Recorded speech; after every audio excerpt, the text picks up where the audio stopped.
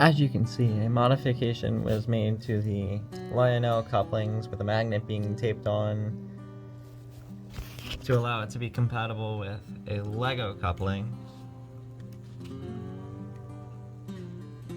I plan on replacing this system with one of the Brick Model Railroaders Katie Lego couplings, which will also allow more cars to be added to this train.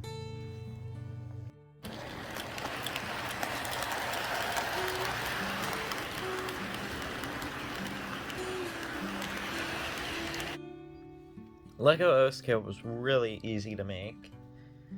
Out of almost 100% Lego. You take off one of the trucks and show how easy it was. So I pretty much made one of my standard Lego brick trucks I've done. It's just a bunch of 2x8 plates. Preferably 2x10 would work better so you can align perfectly with this piece. But all I used was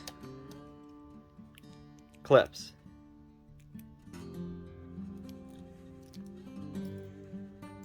Is the O-scale wheels fit perfectly in the Lego clips. And using 2 clips, I can secure the wheels with just a little bit of movement to allow the wheels to do well on any radius turn, and you have Lego O-scale.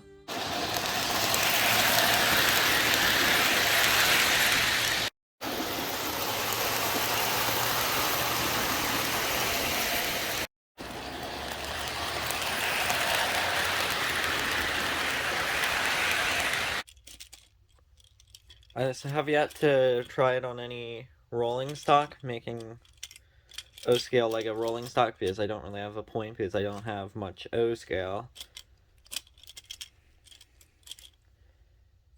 But making Lego O-scale was much easier than making O-scale Lego, as you will see in the upcoming video.